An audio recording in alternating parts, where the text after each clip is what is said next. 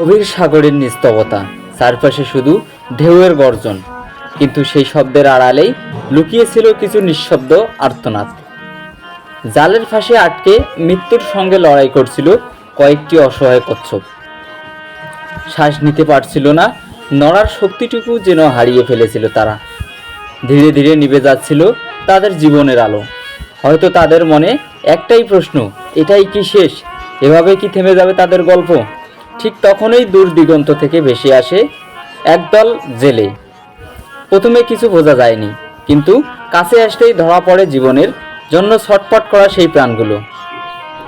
এক মুহূর্ত দেরি না করে নিজেদের সব কাজ থামিয়ে মানবতার ডাকে সাড়া দেন তারা।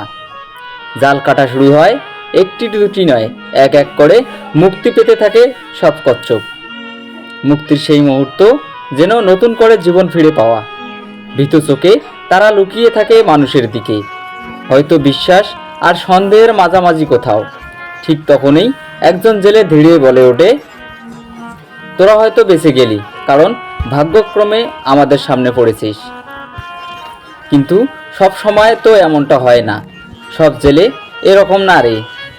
অনেকেই তোদের এভাবে দেখলেও হয়তো জাল কাটবে না, হয়তো ফিরিয়ে দেবে না জীবনের পথে।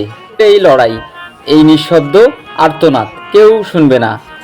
আজ তোরা মুক্ত, কিন্তু এই সাগরে এখনো অনেক ফাঁদ আছে। যদি পারিস এই গভীর জলের ভেতরেই থাকিস, মানুষের লোভ থেকে দূরে থাকিস। জেলের কণ্ঠে ছিল সতর্কতা আর এক অদ্ভুত মমতা, কিন্তু আজ মানুষ হয়ে উঠেছে তাদের রক্ষাকর্তা। ঢেউয়ের বুকে আবার সাঁতার কাটে তারা, ফিরে পায় তাদের হারানো স্বাধীনতা। এই দৃশ্য আমাদের মনে করিয়ে দেয় সব কিছু এখনো শেষ হয়ে যায়নি, কারণ মানবতা এখনো বেঁচে আছে মানুষের হৃদয়ে গভীরে।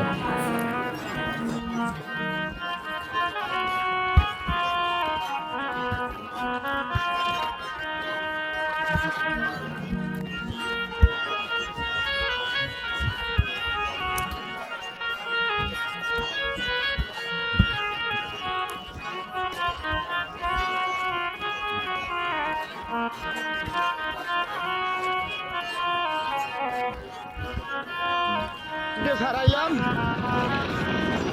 চারটে কসম বাদল চারটা হারাই দিলাম। আমি একবার দেখছি দেখে কত দূর গেছি, মানে কসম সাগরে আইলে আমরা ধরি না। এই যেমন লকা আছে, কসম আছে, এগুলো ধরি না, ধরলে একটু সমস্যা হয়। আমাদের জেলা অনেক নাস্তিক কয় অনেকে, কিন্তু নাস্তিকের হিসাব করলে তো চলবে না, এটা তো জীবন। অনেক সময় শুনছি সাগরে অনেক কসমে নাকি মানুষ বাঁচাইছে, যারা পানিতে পড়ছে, যারা গভীর সমুদ্রে পড়ছে, টলার মারি খাইছে, এই সমস্ত মানুষের নাকি অনেক উপকার করছে।